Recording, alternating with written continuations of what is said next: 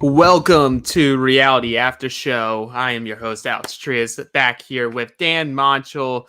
Unfortunately, TJ said that Jonny and Lauren couldn't cut it and they could go touch grass outside and couldn't join us today. Dan, how you doing? How did you enjoy the episode? I'm doing pretty good. I thought it's still, kind of a slow build up to the season, but I haven't lost hope in it yet. I still think that there's a lot of potential there, and I think we'll turn out pretty well. What are your thoughts after episode 3?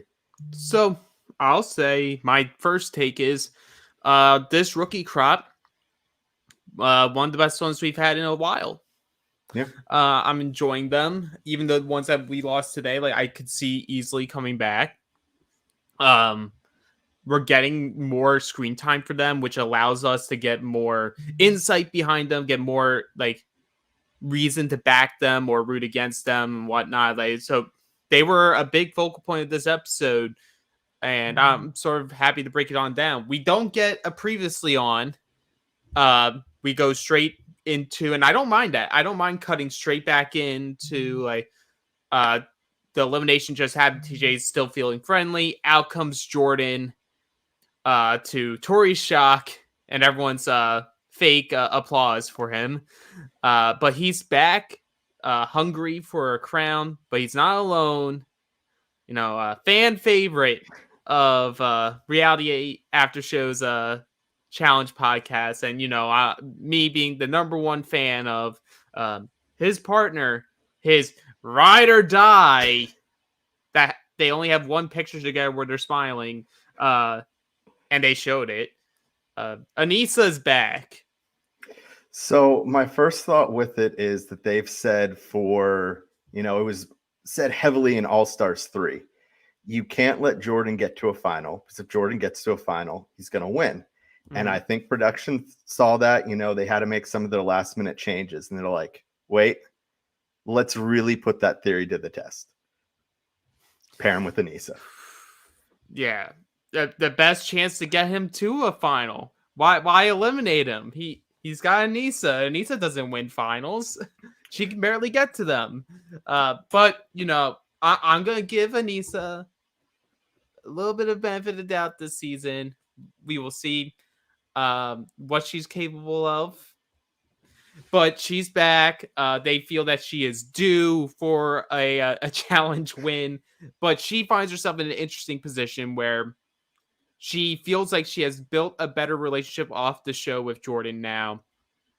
But her best friend is his ex fiance in Tori. Yeah. So I feel like her storyline this season was potentially going to be, how do I teeter-totter between my partner and my best friend, who I also podcast with and do like a lot of other stuff outside the show with. Yeah, it's interesting to see, because I think now maybe not, because we did see, we'll get to it, the scene later between the first time that we see Jordan and Tori interacting, but you definitely get the sense that as the season goes on, it's going to put Anissa very much square in the middle in case any drama ensues. Mm-hmm. Getting back to that pairing, though, of Jordan and Anissa, my thought is, normally when you're talking about who's the GOAT, it's Bananas or CT are the two people that are always mentioned. I personally believe that if Jordan can deliver Anissa her title, which would be his 4th win in 7 challenges, it puts him in the conversation, because that win should count more than one. It's so hard with the GOAT conversation, because ultimately it comes down to bias. Like I grew up a Bananas fan. Bananas went to my alma mater. So I'm always going to root and say that Bananas is the GOAT of the challenge. You can make a legitimate case for either Jordan, Wes, CT. Like there's a lot of things you could put merit to, but yeah, you can't deny that Jordan is a pillar of what the challenge is and should be. Oh, absolutely. I mean, I'm glad that he's finally back, because I know that he took the last few seasons off simply because he didn't want to have this conversation with Tori play out on TV in front of everyone. But it's good to see him back, because, love him or you hate him, everyone has an opinion on Jordan. And I think that's great for this show because people are either going to root for him for all the inspiring things he's doing, with his disability, or you're going to hate him for all of his confidence and arrogance and, bravado. So either way, he's great for the show. Absolutely, absolutely, and then we have the other person who of this duo that is trying to, and you could make a case is a pillar of the modern challenge, and that's Tori. She's thrilled to see her best friends back in the game because as we all know, Anissa was there at the very beginning. She was supposed to be one of the starting team. She wasn't supposed to be you get 2 rounds off before you show up. But she's happy that Anissa's back. But the Jordan situation is not cut and dry. There's a lot of gray area. It ended on bad terms. They still both have a lot of love for each other, but they never got true closure because they haven't talked in a year and a half. I feel like this was like another episode though, where one is I feel like they're, and I don't mean this in a bad way, they're using Tori to really show like self-help. Like if you don't feel like you're at 100%, get help. She's talking about her antidepressants, but she's not saying like, oh, everyone should be using them. It's a case by case basis. I feel like this is almost like it's like a repackaging if we go into wrestling terms, because like this feels like we're trying to bring back like the old Tori, because there was a few seasons where she was very not authentic to the camera, I felt, and this feels a lot more vulnerable, a lot more real, and I'm a fan of it. Oh, absolutely. This is definitely giving you some vibes of like her Dirty 30 season where, you love seeing her. She was great for the cast and, was there to have fun and I guess be more open with us. And I think that that's great because especially, I know I mentioned it last week, I think when I was talking with Jonny before you joined, that there hasn't been a whole lot of, repeat female competitors as of late, specifically with the champs or the ones that are going far, minus Casey, but she's never going to give you anything. And so you could almost make the argument that moving forward, Tori could be that female face of the franchise for the show, when they're advertising it. Yeah. So seeing this side of her, I think it's great all around. And I mean, like, that goes with my prediction that I said in the first episode that we did for this season was I feel like they made this season to set up a Tori and Devin win, make them the true faces of the next generation, even though they're not that much younger than Bananas and all of them. Like, they're young 30s instead of old 30s into their 40s. But, hey, what's that in the challenge life? Athletes are competing and wrestlers are competing into their 50s now. So who's to say how long a challenge career can be? But what I think is going to be intriguing, why I have a lot of more upside on this season than I had coming into it based off the speculation and the rumors and everything. There's more intrigue in these storylines for me. And especially with the Jordan and Tori thing, because they both talk about how like the feelings are there. Like the issue with being back in a house with your ex is like all those feelings come rushing back. And I feel like there's going to be some energy of that. Like, will they, won't they, as the season goes on? Like, are they going to rekindle something? Are they going to get romantic? Like, are they going to have a drunken night that leads to either a fight or, we get some fun music from our boy? I don't know. But that's the great thing. We get to watch it happen. And I think that's going to be a very fun storyline. Oh, absolutely. And I know Jordan did an interview, I believe it was with Challenge Mania, like prior to the season going out.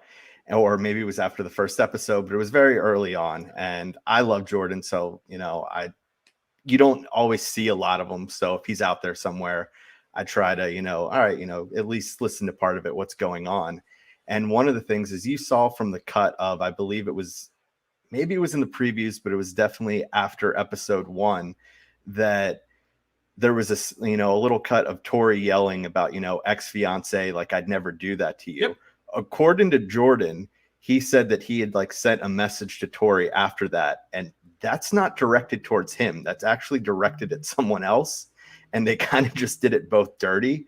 So I'm really curious to see what happens with their relationship, throughout this season. For sure. Now we get like the brief stuff before the challenge. We have a bunch of different storylines that are coming around. We have the Tommy and Annalise storyline of the episode, which is like, there's a stigma of being a big brother. People are gonna, count us out because of our size. I'm counting you out just because I don't think you guys are as good of competitors, but no tea, no shade. Is what it is. Like I'm sure they're great athletes for people of their stature, but it's like I'm not one to say like size indicates how well you can do on something, but like your build of your size does matter.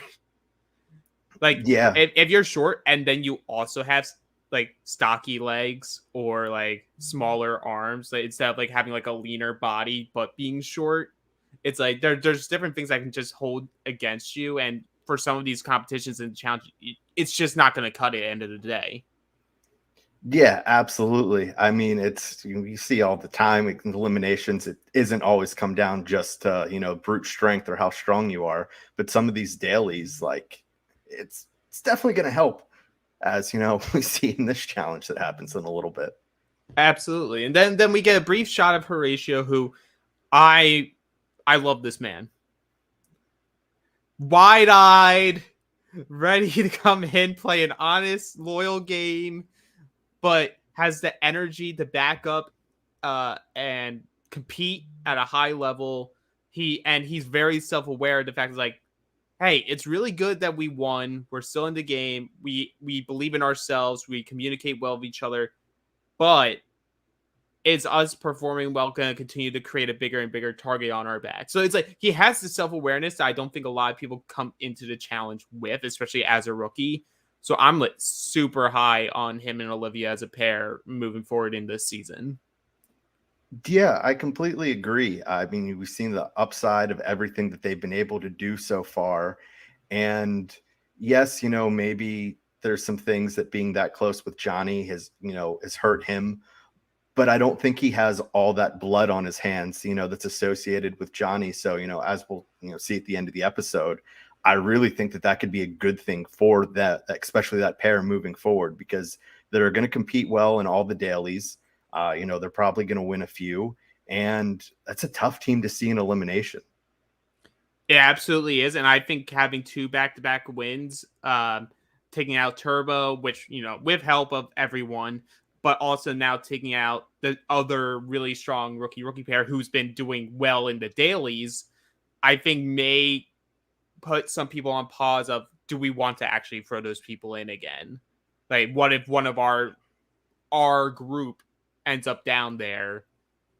Do we want to risk that anymore? Like, that may be enough currency now to put them on the side, and that gives them time to like figure out a new path. But speaking on those paths, we get now Bananas and Jordan linking up, and Bananas is getting Jordan down to speeds. Like, well, these rookies, man, like that three pair of Jonny and Raven, Horatio and Olivia, Jay and Michelle, they were spearheading, taking out the veteran teams, especially the vet teams. We took a shot at them, and then you have like Nelson and Fessie and their partners who don't want to rock the boat, but they're very interested to see what they would do if they had power. A very convenient confessional for this episode. Bring on Scooby Nelly or Scubanelli. Scubanelli. And Messy Fessel. Not Fessie anymore. I liked this. Fessie wants to go by Fessel now on his jersey, to give more of a platform for his name, how to properly pronounce it for his Muslim faith. All respect in the world for that.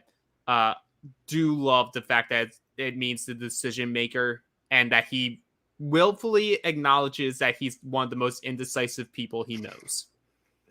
Now, I think the way that he goes about it is really good, because he's saying that, hey, I've been Fessie. You can keep calling me that. That's fine. And so he's not doing a complete rebrand of, no, I'm only Fessel.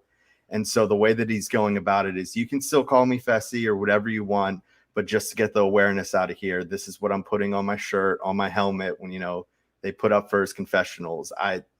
Normally I don't agree with much that Fessie does, but I think this was really good on his part. Well, as Casey says, Messy Fessie's dead. It's retired. No. And both Fessie, but mainly Bananas are like, no, that's Messy Fessie's still very much alive, and Bananas sort of like gets the producer hat on, narrates, here's all the things that have been happening. Um, we have found Michelle laying next to him in bed. We've seen Laurel laying next to him in bed. We see him flirting with Annalise. We see him macking on Colleen. Um, and it's an amazing train wreck to watch. But Fessy thinks it's because I genuinely listen to them that they want to be with me. And I'm oh, that's so cute, buddy. That's so cute. there's a lot of people out there that don't like Fessy, but as long as he keeps doing all these type of things, like he's gonna be back season after season because Oh, for sure. For sure. And yeah. as he should be back, he provides something to the table. It's like even if the girls realize within a couple of weeks or a couple months, I guess our great Michelle has not learned at this point in time. Yes, he's a very handsome man, tall dude. Probably has a big member that's manscaped using promo code Survivor, which you'll see in the middle of this podcast. But there's not much else behind there. He doesn't listen because it's genuinely wanting to listen. He's listening because he has nothing to bring to the table. Yeah, I was gonna say I don't think he really has much to say, so he's just one of those. Just keep asking questions, keep him talking. Hey, but you know what? If the girls want to cuddle, they're single. He's single. No harm, no foul. But that's pretty much that story. But then this leads us to Jonny, Nerys, and Raven talking. And this is like the main crux of the episode for why Jonny and Raven go home is this whole thing of Raven's has like this insecurity over, is my partner my actual ride or die? When she came into this game with the intention of, oh, like we're going to explore not just us trying to win this money, but we're going to explore like, could we be a relationship? Mm-hmm. Like, would we be the ones making out on the plane and in all the bedrooms of the challenge house? And when Nerys comes along, Jonny like sort of dips and goes towards Nerys, that like loses the trust of Raven as a partner, and that sort of like shows why they ultimately aren't going to be able to execute at the end. So I guess a little bit more backstory to that. I guess it was Jonny and it was a few others did some type of social media thing last week, but where I saw or last night, but where I saw it is Devon posted on Reddit. And I guess one of the things that was really driving that wedge that you see that Jonny and Raven relationship deteriorate as the episode goes on is, and I don't know why they didn't show it, but apparently Bananas and Devin kept going to Raven saying that Nerys was talking all sorts of, shit about her. And I think just playing into driving that wedge bigger than what it needed to be. Man, like this is something that they would show like a few seasons ago. Like that's like the Bananas fake notes throwing around that just randomly cause a stir amongst the women. They should have showed that because there wasn't a clear direction outside of just, oh, Raven feels disrespected by Jonny for rejecting her. Mm-hmm. But that like brings more fuel to the fire if she was being gaslit by like professional gaslighters. Yeah, so it makes a lot more sense. I have no idea why they didn't show it. I don't know if they thought Are that it they would trying to make make Devin look like a hero in this season because they want him to be a face of the challenge? Yeah, very well could be. I don't know, but only other talking point is the Tori and Anissa conversation, where that's where like Tori gets a little more into the whole breakdown of what happened with her and Jordan. Like they broke up, and that's when like 2 months later she hooks up with Fessie, and boy did Fessie get taken down a peg when she calls him the biggest walking mistake she's ever seen. Yeah, and coming right off the heels of the scene right prior, this is not painting him in the best light.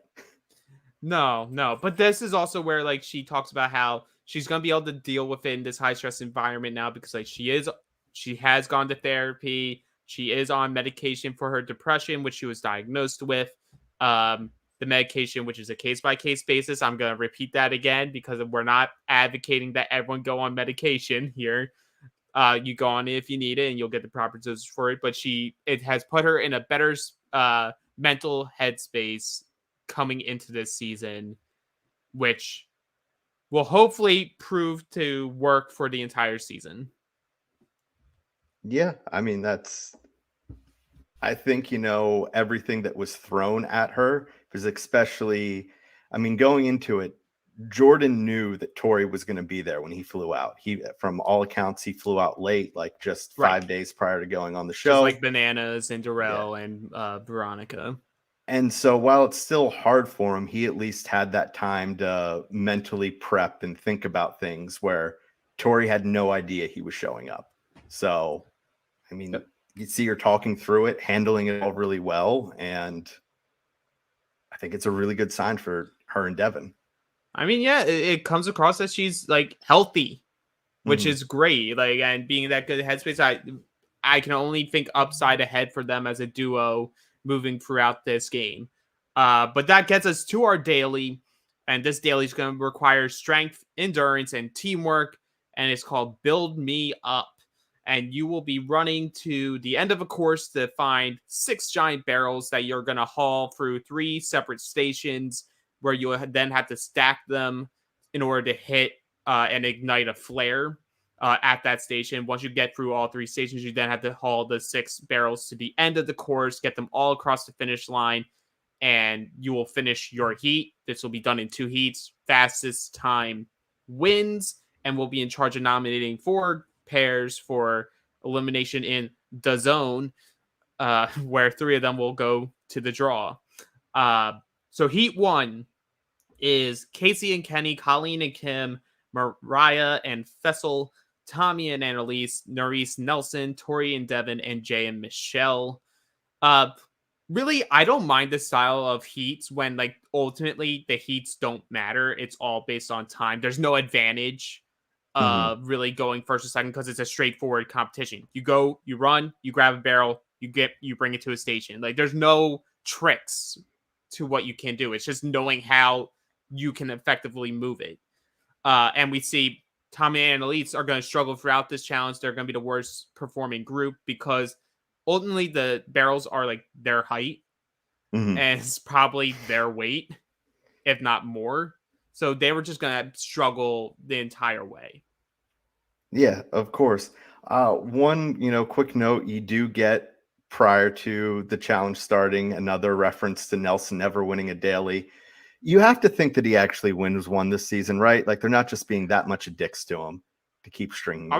I would like the idea of him still not winning one. I mean, I would too, but I don't think that they keep bringing it up every episode if he doesn't finally get one. No, I think you do. I think you absolutely do. Just to continue to troll him because he can take it. Because he's not. It gives him screen time. And boy, does he need it because he's not bringing much else besides just being creepy about Olivia. Yeah, that's fair. Right? It's very he loves creepy. love. And maybe love just doesn't love him this season. You know, all I'll say is if he loved, he wouldn't have to be constantly trying to find love. But you know, who am I to say? But I'm saying it anyway.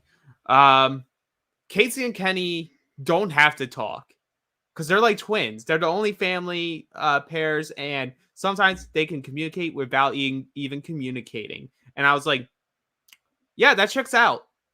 That definitely checks out. Like, it's not like Casey's this big talkative person on camera, at least. Mm-hmm. So it doesn't shock me at all that Kenny's pretty much just boy version of Casey. Yeah, maybe it's just to get Casey a few more confessionals here or there. It's like, well, partner talks even less than her. Maybe we can give her a confessional every now and then that isn't just describing what the challenge is. Yeah. Only other thing to note before we go to the team that actually does the best and wins this heat. I found it so bizarre that like so Fessel and Mariah are the ones who do the best here. That Fessel's actually being a great partner, and I'm definitely going to be going in between Fessel and Fessie, but I'm going to try to respect the man and at least use the name that he wants out there. Um, they're performing very well. He's being a great partner for Mariah and pushing her to like maintain the pace that they need in order to get a convincing win. But what was so strange was they randomly like shot back to Jonny going like, "Oh, they're doing so well. This makes me nervous for my partner." And I was just like, that just seems so out of place without knowing what happens later in the episode. Mhm. And I don't know. It just seemed like a weird confessional to place in there where at the time it felt like there was nothing behind it other than like, oh, we just need to give him a confessional. I honestly didn't even pick up on that. Like, I remember it happening, but I didn't think much of it, and I don't know if it was something as simply as foreshadowing it or just, well, if they're going home this episode, we got to make sure he gets a little bit more screen time. Yep. And then give me your thoughts on Fessel and Mariah winning their heat. I mean, they absolutely killed it. I would, go on to see that they win the challenge, but just if Fessie can act like this with his partner and motivate her in the right way, I'm not ready to say that they're the team to beat or they're a team that is front runners to win the challenge, but you can easily see how they'd be at least front runners to win a lot of these dailies, especially where he can use just his strength and size to propel them to a victory. I mean, yeah, he used that athleticism that's more athletic than 99% of NFL players to get them that win. Uh, come at him. But Heat 2, we got Raven and Jonny, Nani and Bananas, Amber and Chauncey, Laurel and Jack, Olivia and Horatio, and Anissa and Jordan. The notes I had from this are Jordan was using his non good hand throughout this challenge, which boy, man, is that impressive that I don't know how he was doing that with either just his thumb or like using just the fist in general. But boy, was that impressive.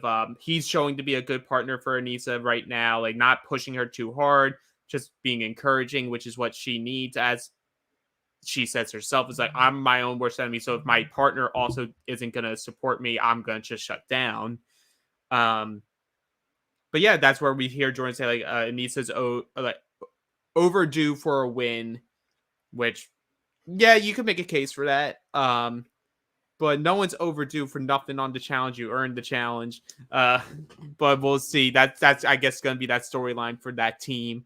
But the main focus of this is the rookie pairs, and we just see how dominant in the daily Jonny and Raven and Olivia and Horatio are, both as partners working together and just overall performance. They were leading the pack. You could make a case that Horatio and Jonny's backgrounds in Horatio, I think, was soccer and Jonny Soccer. was track. It's like there's definitely influence there, and they were being both supportive for their partners during the daily. Jonny and Jordan or Raven ultimately win that heat. Uh, Very impressive showing from rookie pairs, and I'm all for it. Yeah, absolutely. It's good to see that they're pulling the rookies. And as you mentioned earlier, getting them some of the spotlight, because when you bring in these rookies and you just think, well, we don't want to hear from them. We want to hear from, the vets, the fan favorites. We have no interest in ever not only rooting for them in that season, but ever wanting them to come back. So you at least need to give them something while they're there. Right. And I also love Olivia's quote because it's like my spirit animal at this point. It's going through vicariously through Olivia. Cardio will never be my vibe, but I will do it. and see, that's the difference between someone like Olivia and someone like Anissa. Olivia ultimately admits like cardio's not my thing.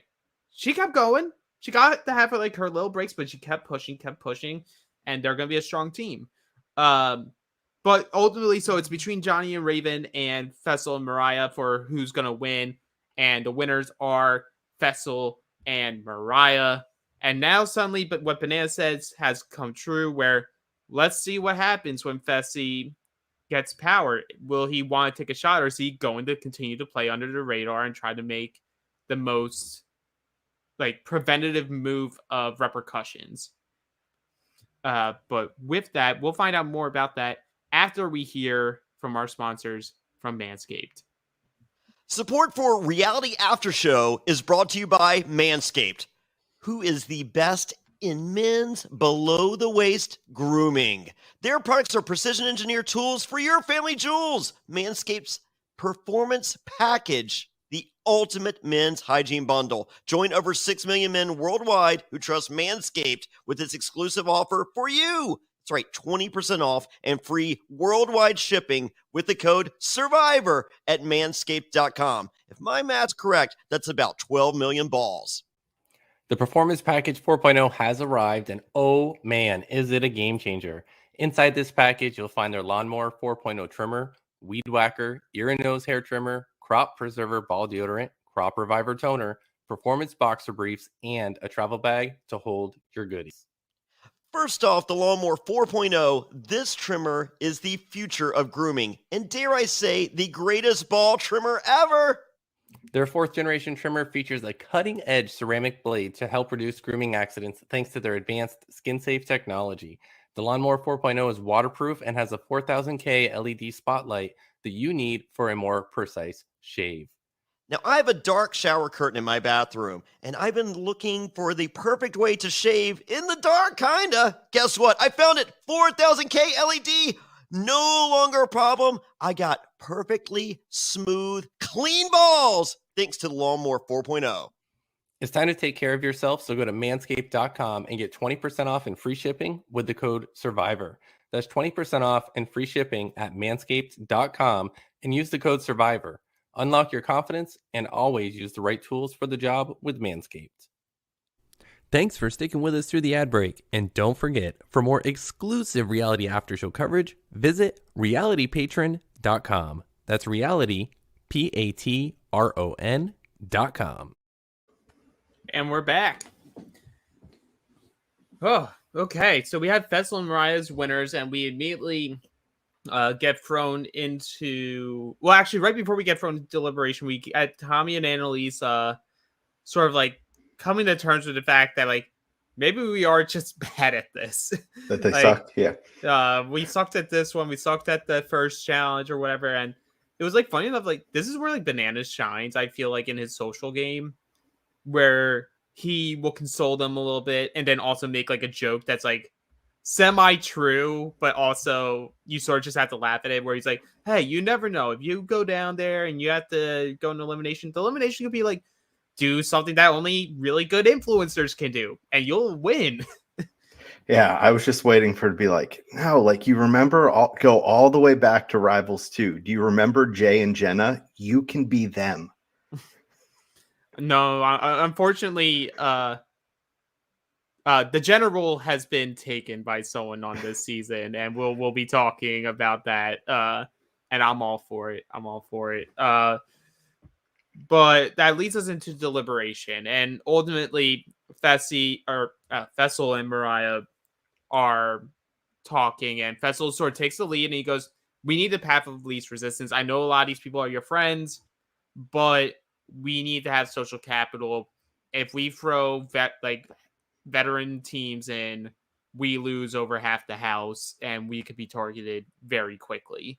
And I want to avoid that at all costs. So that's why he's going to throw in the two strongest rookie pairs of Jonny and Mariah, and I'm sorry, Jonny and Raven. I put Mariah in my notes for whatever reason, and Olivia and Horatio, hoping one of those two teams go. Then you throw in Annalisa and Tommy, where while their numbers, their challenge performance is strong, and in this type of game, you need people in the game that are going to win dailies for you to keep you safe. You don't necessarily need people who are going to vote, because there is no voting mechanism in this game. And then throws in Colleen and Kim. So somehow Fessie has found himself putting two of his many eligible bachelorettes in Crossfire. Do you think that this was the right move to go with more, hey, we're throwing in all the rookies? Because, as you know, they did say he is kind of in the middle. And yes, there's a chance that it could be, repercussions. But if him and Nelson were to get on the same page and more side with that, it could flip the numbers a little bit. I think ultimately, there's the vacation alliance of it all. Whereas like he's playing the middle and like obviously Fessel would prefer not to have to like go to a final against Bananas where he lost to the Bananas. Go against Jordan, who Jordan would probably also beat him in a final. Not I should say he would beat him maybe without Anissa. And then like there's probably like good alliance / friendships going with Devin and Tori still. So I think like ultimately he's playing as if he's in the middle, will want to make his move at some point, but he knows well enough that his way of surviving in the game is to have more veterans around, because the veterans know better than to go after someone like him immediately, and he knows better to not go against them right off the jump. Yeah, I mean, I agree. I was just more asking the question for devil's advocate, but no, I think he made the right one, especially because, where you're going to see a lot of these people coming back time after time, a lot of these veterans can be vindictive. So if you screw them over early on, they're going to remember that in season 42 when Fessel is still right there, like for the taking. Oh yeah, and he'll still be messy at that point too. I'm gonna guarantee that. That'll never change. But yeah, the rookies get the picture. They don't like it, but they get it. Which already they're better rookies than before. So interrogation, main notes. Looks like for now, hot tub time is canceled with Colleen. Good. But like Colleen's smart. Like Colleen knows. Like we get it. You have other friends in this house already. I just hope that you do what you can to help keep us safe in the game. So Olivia, one other note on Colleen before you move on is there was something else that, Devon had put on Reddit, was that I guess at some point, and maybe this backs your theory that they're trying to make Devin the hero, is I guess at some point around this time, Devin was screaming at Colleen for lying because she wasn't on Love Island. She was, on the Mole, and claimed, he wanted a written apology note, like screaming for it. And so Colleen did, but she wrote it in German and gave it to Devin, which apparently only pissed him off even more. That's hilarious and also stupid to be mad about. But that's funny. That's I'm liking this Colleen. Kim, inoffensive.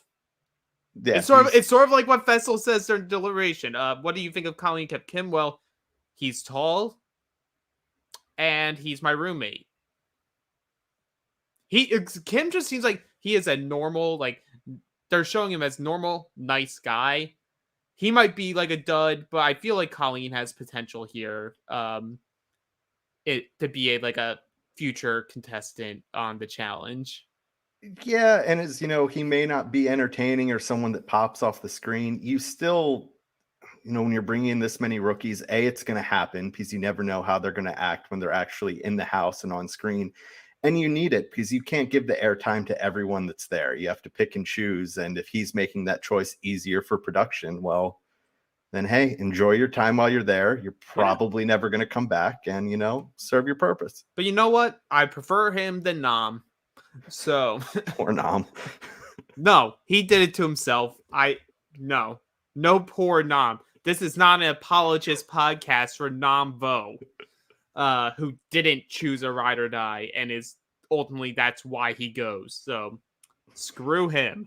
But we get Olivia, who brings up a point to Fessel, who just says which I'm also gonna want to talk about that. Olivia says, "Don't you want to take out threats to your game? We're not threats to you, even though they're a strong duo." Fessel says, "Hey, at one point or another, all of our names are going to be said. We're all going to have to go down there and earn our stripes," which is hilarious coming from him, who avoids it at all costs. His rookie season, he went in once where he dislocated Jordan's shoulder in Total Madness. Mhm. Chooses when he gets to go in based off of who he's hooking up with at the time, in order to screw over Nelson in a like he's only picked strong eliminations. He's never had to been like against his will thrown in, No, you know. absolutely. So that was just priceless. We have Tommy doing the guilt trip of like, we were numbers for you, and we'll still be numbers for you, even though you screwed us over and put us in. But like you shouldn't have done that. We're Big Brother. Blah blah blah blah blah blah. Blah. Yeah, whatever. And then Jonny and Raven with just like the most legitimate. Like Johnny's just like, hey, could you at least not put us in as your number one? That would at least give us reason enough to not say your name when we ultimately win in that elimination and come back in. Yeah, You know I what? mean, Is it good gameplay? No, but I respect like the ballsiness of Jonny just being like so upfront with people. Like I like that in a reality TV contestant. I think this Jonny Raven maybe don't work as a duo, but I like both of them individually as potential future challengers. agreed. You get a lot of quotes from him. It comes, you have here when he's talking to Fessel, you have at the end where, he's talking about, oh, we came in, we made big moves, we played it the right way. And while, probably there's a lot of things that he could have done better, it's ultimately good for the show and makes it better, which is what we all want. So someone like Jonny, yeah, bring him back. Yeah. But yeah, that ends the interrogation with him just saying like, as long as you don't put us in against like Horatio and Olivia, we're good. Which leads us to the bar. Everyone's having a good time. Anissa's so thrilled of her first night out. She's not even wearing a bra. She's so jazzed. Yeah, that happened. We can move on to the next topic. I don't know. You told me offline that you had takes about Anissa, and that's like the last piece of Anissa on the episode. So I need to hear those takes. I said that because I knew your feelings on Anissa and to try to get you riled up, not because I actually had these takes on Anissa. Mine was more on Jordan than it was on her. Don't play me like that, man. You'll get on my list right next to her. You don't want to be there. Clearly not. Yeah, Joker. But this is where we see Tommy and Annalise really upping their politic game. They want to make sure there's no possible chance that they are the ones thrown in. Which, like, if you look at the big picture, like everyone sort of just has the feeling that Jonny and Raven are going to get thrown in. So it's going to be Tommy and Annalise, Colleen and Kim, and Horatio and Olivia at the draw. They want to make sure if we pick it or anyone else picks it, we're the team that's safe or gets saved. So they make deals with both teams. And both teams lead those conversations going like, I feel like they're being 100% genuine with us. I feel with Horatio and Olivia, it's a gullible thing of just like, they wanted to play honest games. And so by virtue, they think other people will then be honest with them because they know they want to play an honest game. And I don't know, it was a little sloppy. It ultimately pays off for this specific round for Tommy and Annalise to like throw away the honesty card and just be like, do whatever you need to do to survive. But I felt like they were going to survive anyway. Like you want to have like as much as you want to like throw in a weak team, like if you're Horatio and Olivia, like to save Jonny and Raven because they're working together, you want to sort of keep a team like Tommy and Annalise because you think if we were to go down again and be that number one option, that's the team I want to face when we do because that's an easy win. Yeah, I mean, you have that.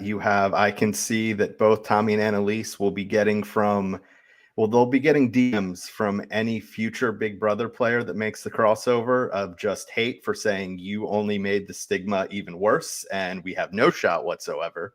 So if we're Survivor fan, the Survivor fan of me loves it because maybe that puts less heat on the Survivor players coming in. It was a good short-term move, but not good for the I long don't run. expect them to last much longer. Absolutely not. This leads to Jonny, who's sort of just like I just said, it's pretty obvious they're going to be going in. So Johnny's just trying to get into Raven's, like, so that she has the mindset, be like, I think it's just, we take this as an opportunity to prove ourselves to everyone. And we sort of just need to accept the fact that we're going to be going in. Where he's like, frustrated. He's like, are you giving up? Like, why aren't you like working to make sure we don't go in? She feels like, which leads to what you were saying about the gaslighting of Raven. It's, she feels like she's being made to look like a clown because everyone knows she has feelings for Jonny, but yet Jonny is still hooking up with Nerys and sort of just playing with her emotions at the same time because of that. And it just comes across as like Raven's someone who needs that, like, it's sort of similar to Anissa. Like, she needs that like emotional support. Like, she needs to be able to hear in your words and your actions that you're actually with her, and she's feeling like Jonny is not providing that.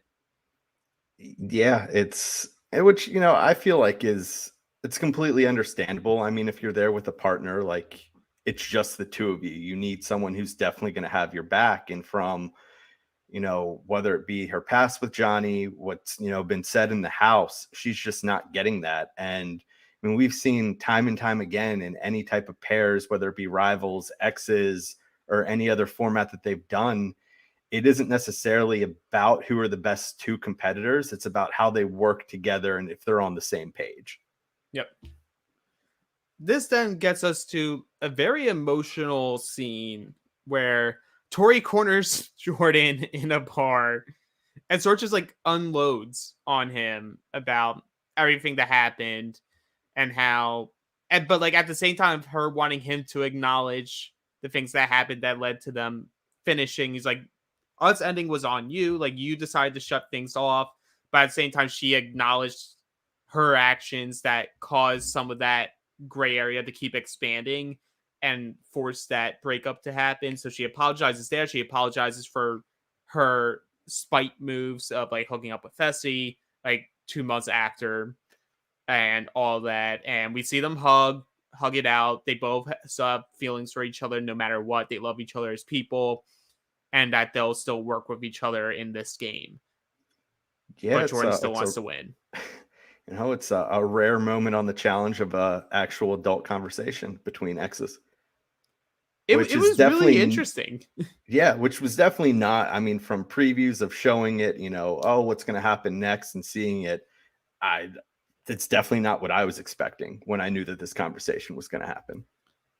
Right. Like, I lead this conversation thinking, oh, they're going to probably hook up this season. Yeah, wouldn't be surprised. Just as like, whatever you need to do for closure, Yeah, absolutely. But yeah, so that's a very good scene. Continues to develop Tori as more of a like a not a heroic sense, but like a good sense to the audience. So I'm hoping that she's getting a better reaction this season as opposed to some of these past couple where people felt she was more fake. I feel like this is a more genuine version of Tori, and I'm on board with it. Yeah, they're making her more rootable, more likable, and it's just maybe it's not the person that is your preference to win or who you're rooting for, but it's someone that you're okay to see him do well. Like, you're still going to be, happy if things go well for Tori. Absolutely. We get a couple of short scenes here involving Fessie where Colleen's sort of trying to like flirt with Fessie or Fessel in order to help determine that they at least are only in the draw portion of the elimination, not being picked as number one. And I feel like Fessel probably went to all four teams being like, I don't want to put you in. Okay, can we cuddle now? Whatever. Which leads to a conversation between Laurel and Horatio, and Horatio's just talking about like how he gets into the game, and we get this weird thing of Fessel going, Horatio's is good dude, but he's boyfriend number 2. When I don't give the girls the attention they want, they'll just go to him. Again, that's cute that you think you're boyfriend number 2 or that you're boyfriend number 1. Because I don't know. I feel like if you even with just a few episodes of Horatio, I feel like if you put Fessel and Horatio next to each other and you're asking like any random girl based off what we have seen so far, who would you want to be like your boyfriend? I feel the line's going out the door for Horatio. There'll be some people who pick Fessie, but I think more people will pick Horatio. He like based off his confessionals, his actions, his looks. It's just like, come on, Yeah, you know that dude manscapes. absolutely. I don't know. It's funny. And I like the dynamic of Horatio and Laurel because it's just so different. They couldn't be more different. But let's see if that unfolds even more as the season goes on. It wouldn't be the first time that Laurel got close to someone that you're like, that doesn't make a ton of sense. So she has it in her.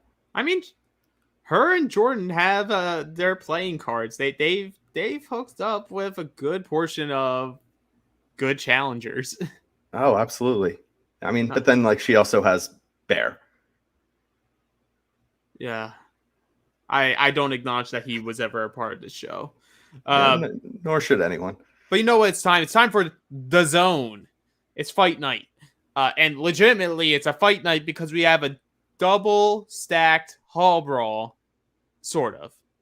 But before that, Fessel and Mariah pick Jonny and Raven to go straight in. Not a surprise to anyone. For the draw, Colleen and Kim pick the far right dagger, which, from my belief, was the one that hasn't been a safe one yet, potentially. I forget which end it was. Actually, no, it was the first week. But I don't think it was a bad choice.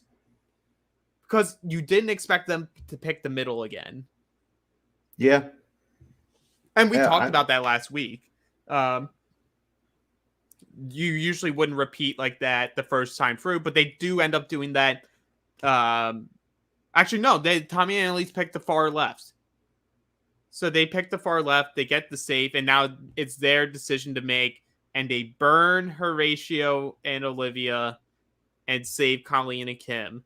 And everyone's taking notes of just like, okay, don't believe a word that they said. They said both teams are safe. And apparently Olivia was a lot more vocal than what was shown about you can't trust the two of them. Good.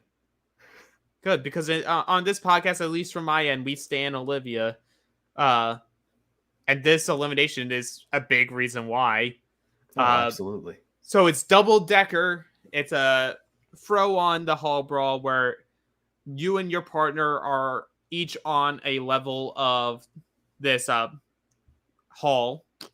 So the people on the bottom first go, and there's a sliding lever or a sliding bar in the middle.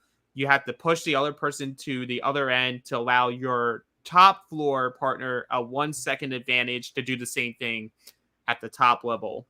Best 2 out of 3 wins. What did you think of the format? Because my only issue was I don't feel like there was actually a 1 second advantage.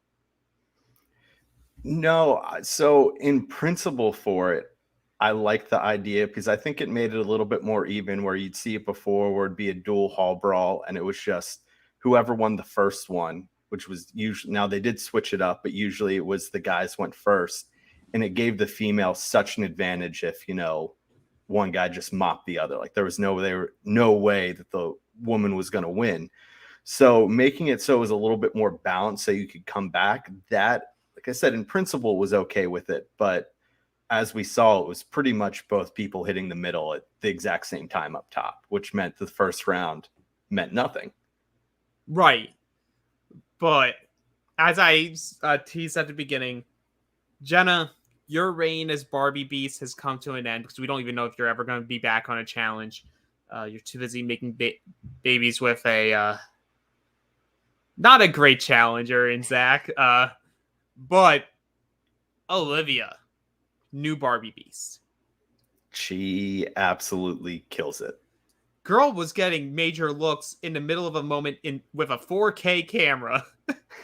Like that mode where like she was just down and like does that little glare in straight into the camera. I was like, oh man, she's in the zone.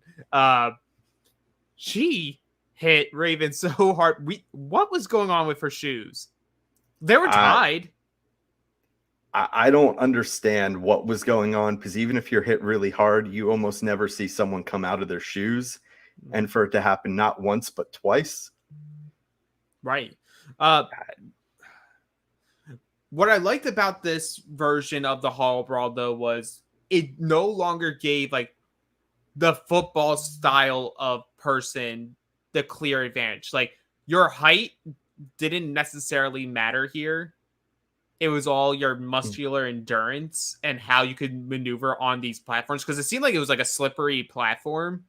Because like there's whenever you try to get a push, like it was almost like their feet kept sliding on the. It was almost like it was metal, on the Yeah, bottom. and you got a little bit of, talking about Horatio and being really impressive and this great competitor, that it's kind of flashbacks of Jordan for World Awards 2 when he beat Josh. There was some strategy into it, as he picks up in the first one. This is what Jonny does every time he's about to make a push, in a way to capitalize on that. Yeah, that was really cool to hear.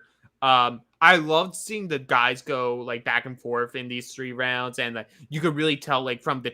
I thought Jonny was gonna have the advantage here because of his track background, and I did track in high school. I'm not in the same shape as I was doing track there, but we legitimately had workouts where you are on a 45-degree angle with a lot of weight pushing against you, and you were supposed to drive and drive and drive. So it's so much power in your legs, and not just your legs, but the impact of your foot hitting against the ground was like you should be like controlling that type of dynamic. And he gets it in round 2.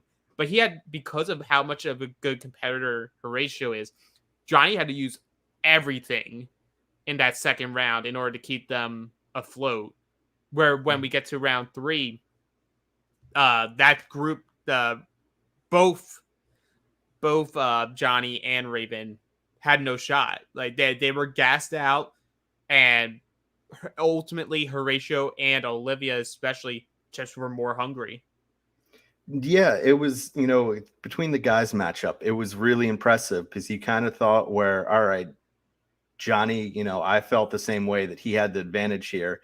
And you just see Horatio, outsmart him, just kind of tire him out a little bit, and he steals the first one. But then when it comes to the second one, I mean, Horatio had Jonny on the ropes. Like, he was dead to rights, and it was just pure, heart, will, strength, whatever you want to call it, that fired through and got him that second one. So it was really impressive from the 2 of them. And so we'll say it was really impressive from 3 of the 4 people competing. And even with that, I enjoy Raven, and I hope that she gets brought back. Like, I feel like she brings the reality aspect of reality competition, and you need those type of people. But ultimately, they're gone. But more specifically, as TJ said, because they were both beasts, both teams were beasts, this ends your time on the challenge. For now, for Raven and Jonny, they sort of get like a standing ovation from the group. It was sort of cool to see. It was like a big respect thing, because even if they lost, they still earned their stripes down there. But man, Horatio and Olivia earning a lot more stripes, earning a lot more recognition. Does it paint an even bigger target on their back? We'll have to see. But, TJ's still feeling friendly. Of course. No. I'm kidding. No one's coming out. I'm being real. And that's the end of, actually, you know what? Let's bring him out. Jay-Z is playing in the background. And this time, they actually do 2 hooded figures coming in. You only see it from the back. If you're a casual, you have no idea who it is, especially if you didn't watch episode 0. But if you're a fan, this is going to be revealed as 2 OG ride or dies in Darrell and Veronica. Yeah, and I was kind of going back and forth, because, all right, is TJ bringing them out or not?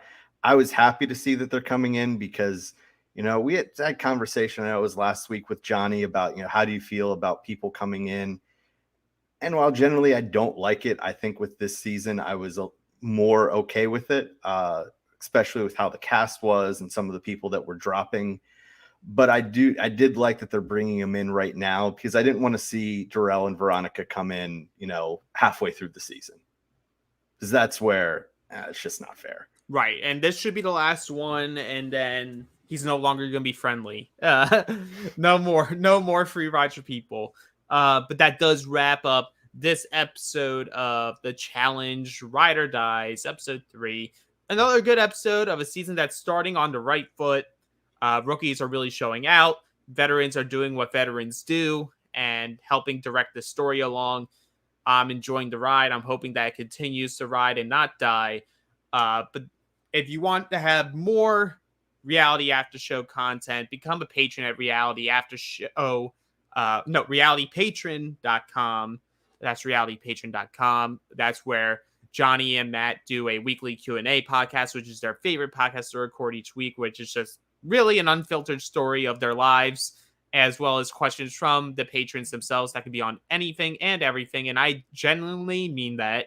It'll give you access to the secret Facebook page for the patrons, as well as Australian Survivor coverage of currently they're on Survivor Australia All-Stars. And I believe we're also going to be covering the Challenge Australia on the Patreon side as well. So a lot of content, good bang for your buck. And, become a patron. If you don't like it in your first month, Jonny will give your money back. We don't hold anyone hostage. So try it out.